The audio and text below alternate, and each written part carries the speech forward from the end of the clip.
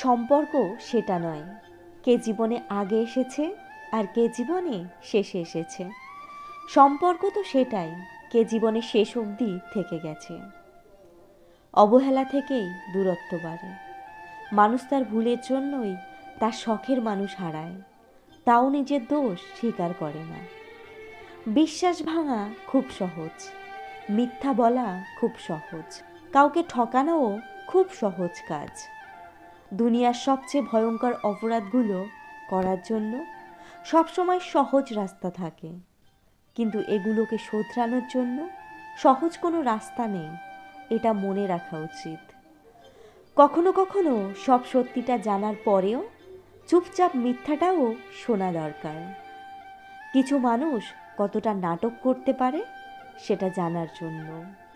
কষ্টের পর সুখ আসে কথাটা সবার ক্ষেত্রে সত্য নয়।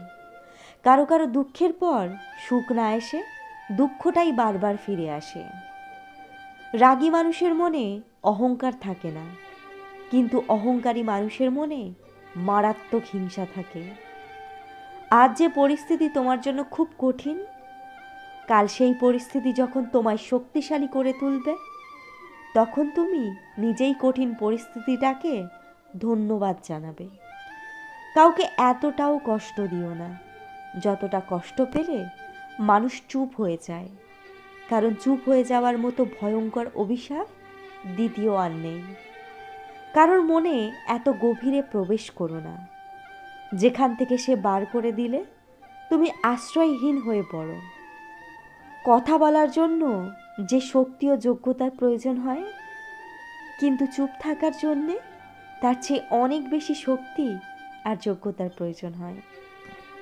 এক সময় মনে করতাম কাউকে ভুলে যাওয়া খুব কঠিন, কিন্তু আজ ব্যস্ততার সামনে দাঁড়িয়ে আমি বলছি, ভুলে যাওয়া নয়, একজন মানুষকে চেনা বড় কঠিন।